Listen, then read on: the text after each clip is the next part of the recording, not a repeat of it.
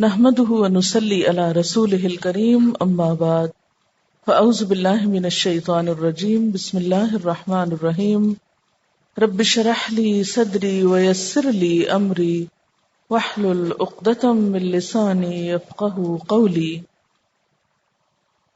یحلفون باللہ، یہ اللہ کی قسمیں کھاتے ہیں. کس بات پر؟ ما قالو، کہ انہوں نے نہیں کہا. یعنی کسی خاص بات کی طرف اشارہ ہے کہ یہ قسم کھا کر اپنی صفائی پیش کر رہے ہیں کہ انہوں نے ایک خاص بات نہیں کہی. وَلَقَدْ قَالُوا كَلِمَةَ الْكُفْرِ، حالانکہ تحقیق انہوں نے کلمہ کفر کہا تھا. وَكَفَرُوا بَعْدَ إِسْلَامِهِمْ، اور انہوں نے اپنے اسلام لانے کے بعد کفر کا ارتکاب کیا. وَهَمُّوا بِمَا لَمْ يَنَالُوا، اور انہوں نے ارادہ کیا اس چیز کا جس کو وہ پا نہ سکے. وما نقموا، اور نہ وہ ناراض ہوئے. الا، مگر ان اغناہم اللہ ورسولہ من فضلہ، کہ غنی کر دیا ان کو اللہ اور اس کے رسول نے اپنے فضل سے. فإن یتوبوا یک خیرا لہم، پھر اگر وہ توبہ کریں تو انہی کے حق میں بہتر ہے. وإن یتولوا، اور اگر وہ منہ موڑیں، یعذبہم اللہ عذابا علیما، عذاب دے گا ان کو اللہ دردناک عذاب. فی الدنیا والآخرہ، دنیا اور آخرت میں. وما لہم فی الارض من ولی ولا نصیر، اور ان کے لیے زمین میں نہ کوئی دوست ہوگا اور نہ کوئی مددگار. یہاں منافقین کے کچھ اور کاموں کا ذکر ہے، ان کی کچھ اور عادات کے اوپر تبصرہ ہے. اس آیت کے پس منظر میں ایک واقعہ بیان کیا جاتا ہے کہ رسول اللہ صلی اللہ علیہ وسلم نے غزوہ تبوک کے موقع پر ایک خطبہ دیا جس میں منافقین کی بدحالی اور برے انجام کا ذکر تھا. حاضرین میں ایک منافق جلاس بھی موجود تھا. اس نے اپنی مجلس میں جا کر کہا کہ محمد صلی اللہ علیہ وسلم جو کچھ کہتے ہیں، یعنی ہمارے بارے میں، اگر وہ سچ ہے تو ہم گدھوں سے بھی زیادہ بدتر ہیں. اس کی یہ بات ایک صحابی عامر بن قیس نے سن لی تو کہا، بے شک رسول اللہ صلی اللہ علیہ وسلم نے جو کچھ فرمایا وہ سچ ہے اور تم واقعی گدھوں سے بدتر ہو. جب حضور صلی اللہ علیہ وسلم سفر تبوک سے واپس مدینہ پہنچے تو عامر بن قیس نے یہ واقعہ حضور صلی اللہ علیہ وسلم کو بھی سنا دیا. یعنی جو وہاں ان کی جھڑپ ہوئی تھی آ کے آپ کو بھی بتا دی. اور جلاس اپنے کہے سے مکر گیا، کہا میں نے تو نہیں کہا تھا، اور کہنے لگا کہ عامر بن قیس نے مجھ پر تہمت باندھی ہے. رسول اللہ صلی اللہ علیہ وسلم نے دونوں کو حکم دیا کہ ممبر نبوی کے پاس کھڑے ہو کر قسم کھائیں. جلاس نے بے دھڑک جھوٹی قسم کھا لی کہ میں نے ایسا نہیں کہا، اور عامر جھوٹ بول رہے ہیں. حضرت عامر کی باری آئی تو انہوں نے بھی قسم کھائی اور پھر دعا کے لیے ہاتھ اٹھائے کہ یا اللہ، آپ اپنے رسول صلی اللہ علیہ وسلم پر بذریعہ وحی اس معاملے کی حقیقت روشن فرما دے. ان کی دعا پر رسول اللہ صلی اللہ علیہ وسلم اور سب مسلمانوں نے آمین کہی. ابھی یہ لوگ اس جگہ سے ہٹے نہ تھے کہ جبریل امین وحی لے کر حاضر ہو گئے جس میں یہ آیت تھی، یحلفون باللہ ما قالوا، یہ اللہ کی قسمیں کھا رہے ہیں کہ انہوں نے وہ بات نہیں کی. وَلَقَدْ قَالُوا كَلِمَةَ الْكُفْرِ، حالانکہ تحقیق انہوں نے کلمہ کفر کہا تھا. یہ کلمہ کفر کون سا تھا؟ جو نبی صلی اللہ علیہ وسلم کی بات کے اوپر کمنٹ کی شکل میں تھا. جلاس نے جب یہ آیت سنی تو فوراً کھڑے ہو کر کہنے لگے کہ یا رسول اللہ صلی اللہ علیہ وسلم، اب میں اقرار کرتا ہوں کہ یہ غلطی مجھ سے ہوئی اور عامر بن قیس نے جو کچھ کہا سچ کہا، مگر اسی آیت میں اللہ تعالیٰ نے مجھے توبہ کا حق بھی دے دیا ہے. میں اب اللہ سے مغفرت مانگتا ہوں اور توبہ کرتا ہوں. رسول اللہ صلی اللہ علیہ وسلم نے ان کی توبہ قبول فرمائی اور بعد میں یہ اپنی توبہ پر قائم رہے اور ان کے حالات درست ہو گئے. کیونکہ اس کے بعد آگے کیا آتا ہے، وَكَفَرُوا بَعْدَ إِسْلَامِهِمْ، اور انہوں نے کفر کیا اپنے اسلام لانے کے بعد، یعنی اسلام کا اظہار کر کے. وَهَمُّوا بِمَا لَمْ يَنَالُوا، اور انہوں نے وہ کچھ کرنے کا ارادہ کیا جسے وہ کر نہ سکے. وما نقموا الا ان اغناهم اللہ ورسولہ من فضلہ، ان کا یہ سارا غصہ اسی بات پر ہے کہ اللہ اور اس کے رسول صلی اللہ علیہ وسلم نے اپنے فضل سے ان کو غنی کر دیا ہے. فَإِن يَتُوبُوا يَكُ خَيْرًا لَّهُمْ، پھر اگر یہ توبہ کر لے تو ان کے لیے اچھا ہو. تو اس بنیاد پر جلاس نے توبہ کر لی. وَإِن يَتَوَلَّوْا يُعَذِّبْهُمُ اللَّهُ عَذَابًا أَلِيمًا، اور اگر یہ منہ موڑے تو اللہ ان کو دردناک عذاب دے گا. فی الدنیا والآخرہ، دنیا اور آخرت میں. وَمَا لَهُمْ فِي الْأَرْضِ مِنْ وَلِيٍّ وَلَا نَصِيرٍ، اور زمین میں ان کے لیے کوئی دوست اور مددگار نہ ہوگا. اصل میں یہ واقعہ سورۃ المنافقون میں تفصیل کے ساتھ ذکر ہوا ہے. بخاری میں بھی اس کی وضاحت آئی ہے، اور وہ کچھ یوں ہے کہ سیدنا زید بن ارقم کہتے ہیں کہ ایک لڑائی میں غزوہ بنو مستلق سے واپسی پر جب مہاجرین اور انصار میں جھگڑا ہوا، میں نے عبداللہ بن ابی کو یہ کہتے سنا، لوگو تم ایسے کرو کہ پیغمبر کے پاس جو لوگ جمع ہیں تم ان کو خرچ کے لیے کچھ نہ دو، وہ خود بخود آپ کو چھوڑ کر چلے جائیں گے، اور اگر ہم لڑائی سے لوٹ کر مدینہ پہنچے تو عزت والا ذلت والے کو نکال باہر کرے گا. اور عزت والے سے مراد خود اس کی اپنی ذات تھی، اور ذلت والے سے نعوذ باللہ حضور صلی اللہ علیہ وسلم مراد تھے اس کے نزدیک. راوی کہتے ہیں کہ میں نے اس کی یہ باتیں اپنے چچا سعد بن عبادہ یا سیدنا عمر سے بیان کی. آپ نے یہ بات حضور صلی اللہ علیہ وسلم کو بتا دی. آپ نے پہلے مجھے بلایا اور دریافت کیا تو میں نے ان باتوں کا اقرار کیا. پھر آپ صلی اللہ علیہ وسلم نے عبداللہ بن ابی اور اس کے ساتھیوں کو بلایا تو وہ مکر گئے اور قسمیں کھانے لگے کہ ہم نے ہرگز ایسا نہیں کہا تھا. آپ صلی اللہ علیہ وسلم نے مجھے جھوٹا سمجھا کہ شاید میں نے ایک غلط بات کہی ہے، اور عبداللہ بن ابی کو سچا قرار دیا کیونکہ وہ اور اس کے ساتھی قسمیں کھا رہے تھے. مجھے اس بات کا اتنا رنج ہوا جتنا پہلے کبھی نہ ہوا تھا.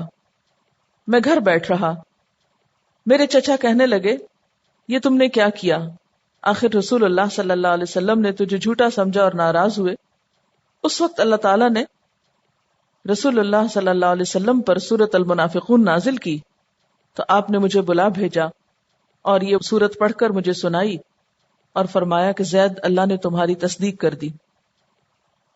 اس سے 2-3 باتیں پتہ چلتی ہیں. ایک یہ کہ حضور صلی اللہ علیہ وسلم کو غیب کا علم نہ تھا.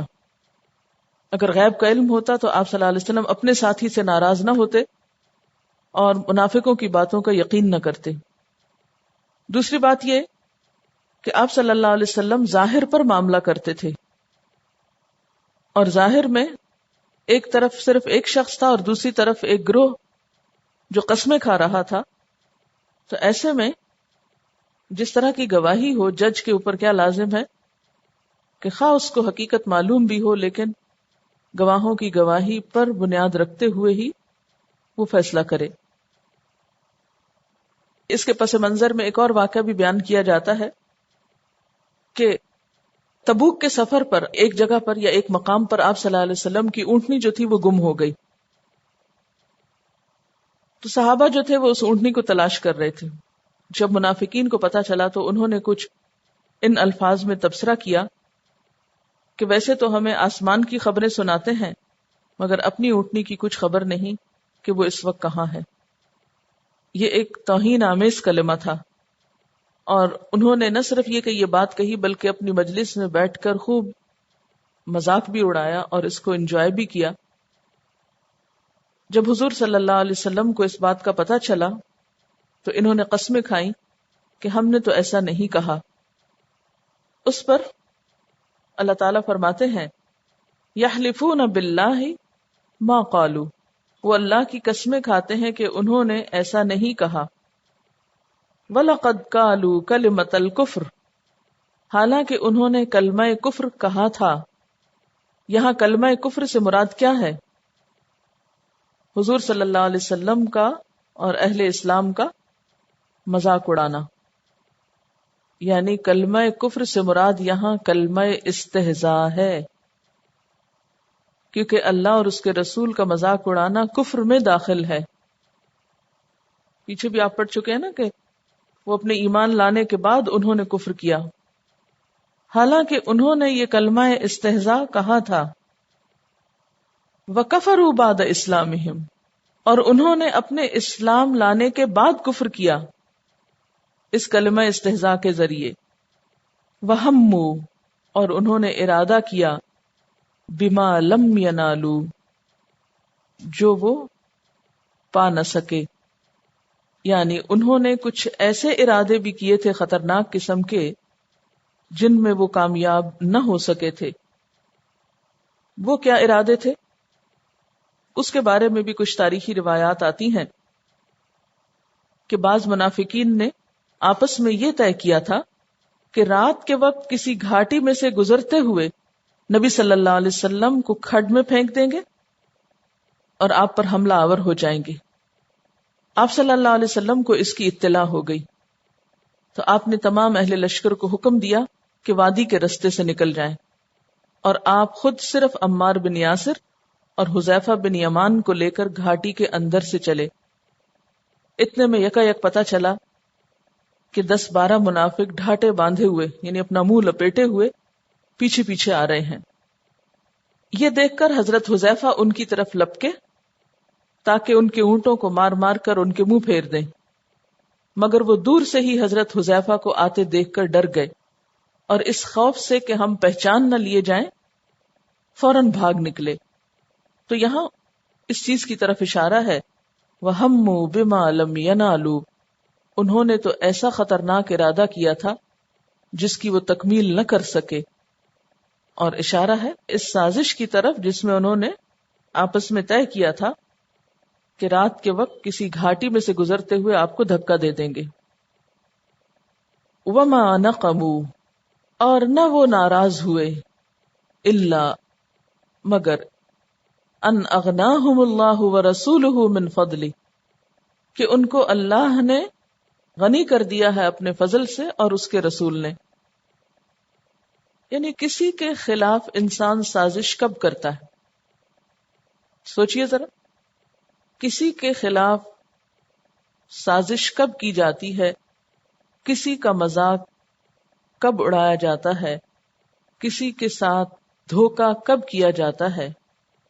جب انسان اس کو اپنا دشمن یا حریف سمجھتا ہے، اس کے ساتھ کچھ ناراضگی ہوتی، اس کی طرف سے کچھ دل میلا ہوتا ہے.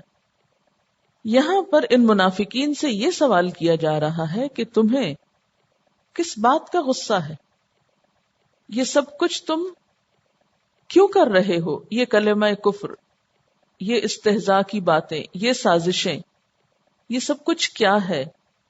کس بات کا تمہیں غصہ ہے اسلام اور اہل اسلام اور اسلام کے لانے والے پر؟ کیا بگاڑا ہے انہوں نے تمہارا؟ کیا نقصان کیا ہے؟ الا ان اغناہم اللہ، یہی نقصان ہے کہ انہوں نے تم لوگوں کو غنی کر دیا، تمہیں دنیا بھر کی نعمتیں ملنے لگی، یہ قصور ہے اسلام کا؟ آپ جانتے ہیں کہ مسلمانوں کی ہجرت سے پہلے مدینہ کی کوئی خاص اہمیت نہیں تھی. یہ ایک چھوٹی سی بستی یا ایک معمولی قصبہ تھا. اوس اور خزرج کے قبیلے دنیاوی اعتبار سے کچھ بہت بڑی اہمیت نہ رکھتے تھے، لیکن جب مسلمانوں نے وہاں ہجرت کی تو تھوڑے ہی عرصے کے بعد مدینہ کی بستی کو ایک مرکزی حیثیت حاصل ہو گئی. مسلمانوں کے وہاں جانے کے بعد امن و امان ہوا، اور جب کسی بستی کے اندر امن و امان ہو تو لازمی طور پر پھر اس کے اندر ترقی ہوتی ہے. کبھی بھی کوئی بستی جو ہے وہ فساد سے ترقی نہیں کر سکتی. مدینہ میں جب اوس اور خزرج کی لڑائیاں ختم ہوئی تو تجارت اور کاروبار اور زراعت ہر چیز کو فروغ حاصل ہوا. لوگوں کی معاشی حالت پہلے سے کہیں زیادہ بہتر ہو گئی.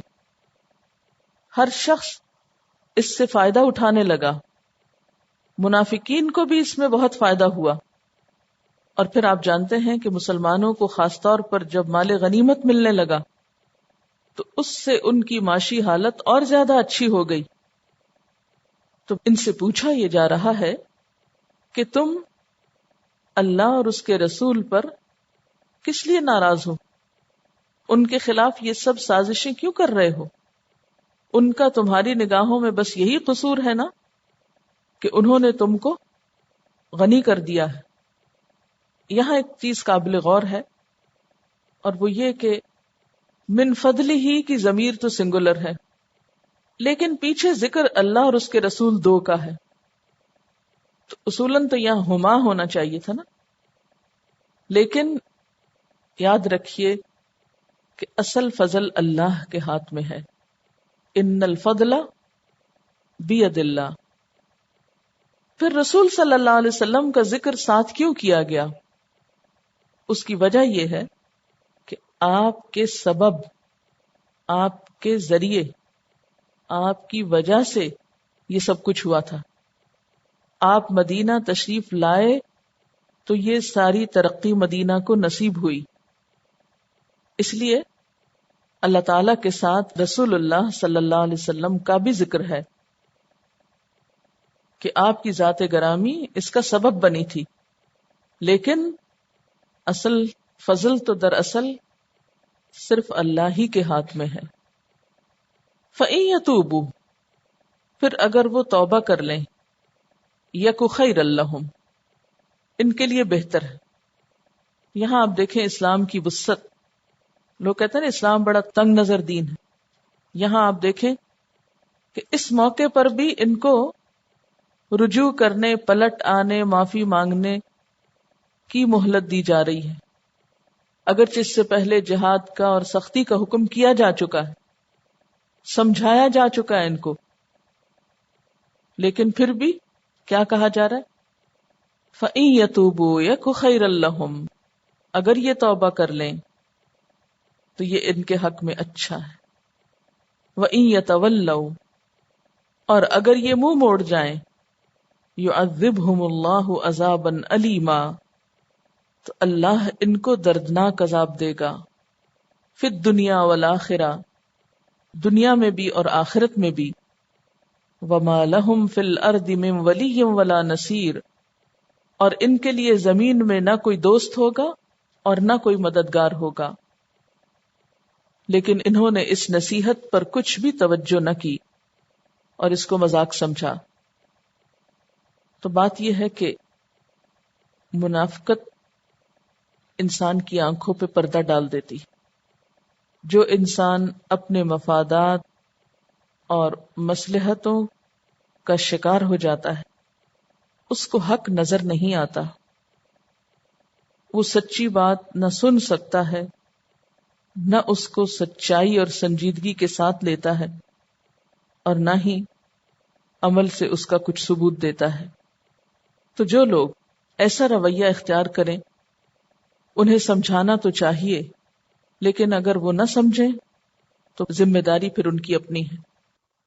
وَمِنْهُمْ، اور ان میں سے من عاہد اللہ، کوئی ایسا بھی ہے جس نے اللہ سے ایک عہد کیا تھا، وعدہ کیا تھا. کیا؟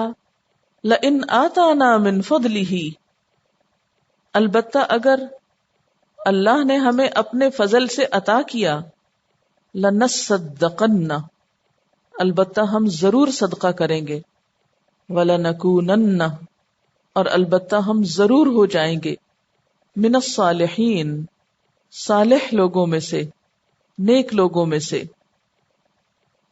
یہاں ایک خاص شخص کی طرف اشارہ ہے کہ ان میں سے ایک نے تو یہ وعدہ کیا تھا کہ اللہ نے اگر مجھے اپنے فضل سے زیادہ مال دیا تو میں صدقہ بھی ضرور کروں گا اور نیک بھی بن جاؤں گا. لیکن عملی طور پر کیا ہوا؟ فَلَمَّا آتَاهُم مِّن فَضْلِهِ، جب اللہ نے اپنے فضل سے ان کو دے دیا، بخلوا بہ، تو وہ اس کے ساتھ بخل کرنے لگے، یعنی اللہ کے دیے ہوئے مال کے ساتھ. وَتَوَلَّوْا، اور وہ منہ موڑ گئے. وَهُمْ مُعْرِضُونَ، اور وہ تو ہیں ہی اعراض برتنے والے. یہاں پر اشارہ ہے ایک شخص ثعلبہ بن حاطب الانصاری کی طرف. اس نے حضور صلی اللہ علیہ وسلم سے کہا کہ دعا کریں کہ اللہ مجھے مال دے. آپ نے فرمایا، ویحک یا ثعلبہ، قلیل تؤدی شکرہ خیر من کثیر لا تطیقہ، تھوڑا مال جس پر تم شکر ادا کر سکو وہ زیادہ بہتر ہے بنسبت اس زیادہ مال کے کہ جس کے شکر کی تم طاقت نہ رکھو، یعنی جس کو پا کر پھر تم اللہ کی عبادت نہ کر سکو، اس کی طرف رجوع نہ کر سکو۔ تو چلا گیا، لیکن پھر آ گیا، کہنے لگا کہ میرے لیے دعا کیجئے کہ اللہ تعالیٰ مجھے زیادہ مال دے تاکہ میں زیادہ سے زیادہ دین کے راستے میں خرچ کروں۔ آپ نے پھر اس کو سمجھایا، کیا تم اس بات پر راضی ہو جیسے ایک نبی تھے جن کا حال یہ تھا کہ اگر وہ چاہتے تو پہاڑ سونے کا ہو جاتا؟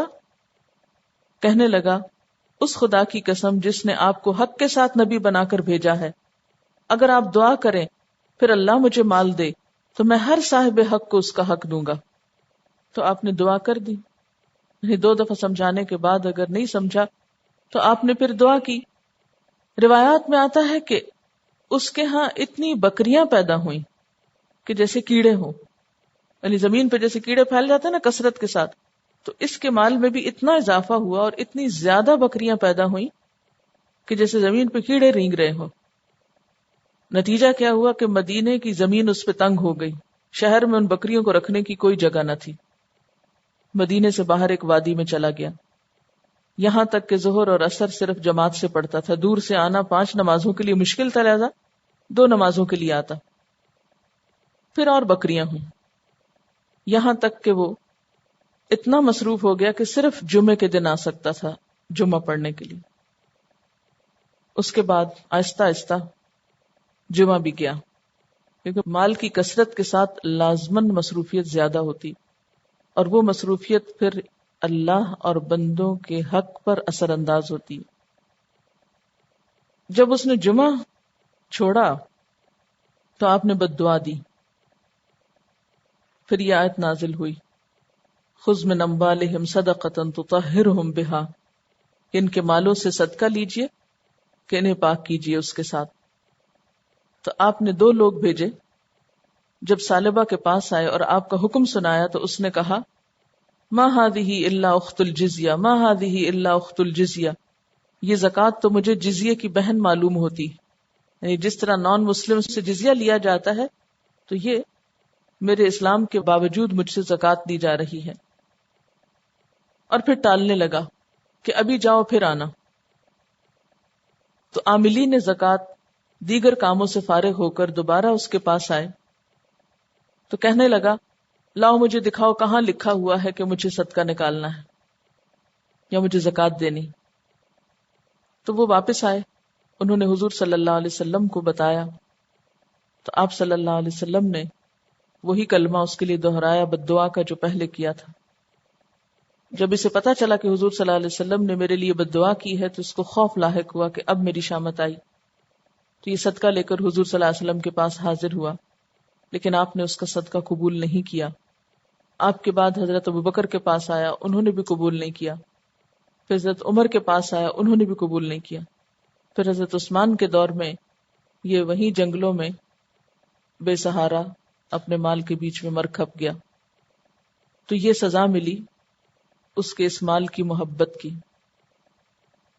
تو حقیقت میں ہر وہ شخص ایک منافقانہ رول ادا کرتا ہے کہ جو حالات کی تنگی میں ایسی دعائیں کرے کہ اللہ مجھے دے کہ میں تیری راہ میں دوں، لیکن جب اللہ تعالیٰ دے دے تو پھر اللہ کے دیے ہوئے میں سے اللہ کا حق دینا ہی بھول جائے۔ عام نفسیات کیا ہے کہ لوگ مال والوں کو برا بھلا کہتے رہتے ہیں، ان کو کرٹیسائز کرتے رہتے ہیں کہ یہ بڑے بخیل لوگ ہیں، بڑے کنجوس ہیں، خدا کی راہ میں نہیں دیتے، اتنا زیادہ ہے ان کے پاس اور ان کے دل میں کوئی احساس نہیں، اگر یہ سب کچھ ہمارے پاس ہو تو معلوم نہیں ہم کیا کچھ کریں۔ لیکن عموماً کیا ہوتا ہے کہ مال کے آتے ہی انسانوں کی نفسیات بدلنے لگتی، وہ اپنی ہی باتوں کو بھولنے لگتے ہیں، اور جن جذبات کا اظہار وہ غربت کی حالت میں کرتے ہیں، مالدار ہوتے ہی ان جذبات میں تبدیلی ہو جاتی، اور وہ مال کو اپنی محنت اور اپنی لیاقت اور قابلیت کا نتیجہ سمجھتے ہیں۔ اس طرح وہ اللہ کا حق ادا کرنا بھول جاتے ہیں. تو یہ طرز عمل منافقانہ طرز عمل ہے.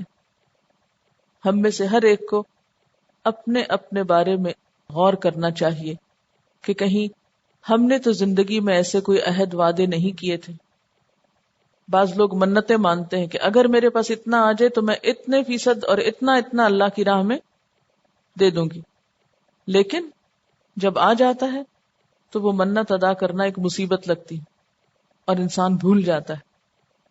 اور بارہا ایسا ہوتا ہے کہ انسان صدقہ خیرات کا عہد کرتا ہے کسی مشکل میں، کسی مصیبت میں، کسی خاص موقع پر، لیکن جو ہی وہ موقع تبدیل ہوتا ہے، بعض اوقات ہم اللہ کی کتاب میں سے کچھ پڑھتے ہیں تو ہمارا دل بھر آتا ہے، ہم کہتے ہیں ہم تو اس طرح اور اس طرح اللہ کی راہ میں مال دے دیں گے. جب تک گھر پہنچتے ہیں کیفیت بدل چکی ہوتی ہے تو بھول ہی جاتے ہیں کہ ہم نے کچھ سوچا تھا کہیں بیٹھ کے. اسی طرح جب اپنے پاس نہیں ہوتا تو اس وقت سوچتے ہیں کہ اگر ہمیں ملے تو ہم سب محروم لوگوں کا خیال رکھیں، لیکن جب ملتا ہے تو محروم لوگوں سے نکل کے کہیں اور چلے جاتے ہیں اور بھول جاتے ہیں کہ کوئی محروم بھی دنیا میں بستے ہیں. یہ ایک عمومی نفسیات ہے اور شیطان تو چاہتا ہی یہ ہے کہ ہم سے خیر اور نیکی کے کاموں کو بھلواتا رہے.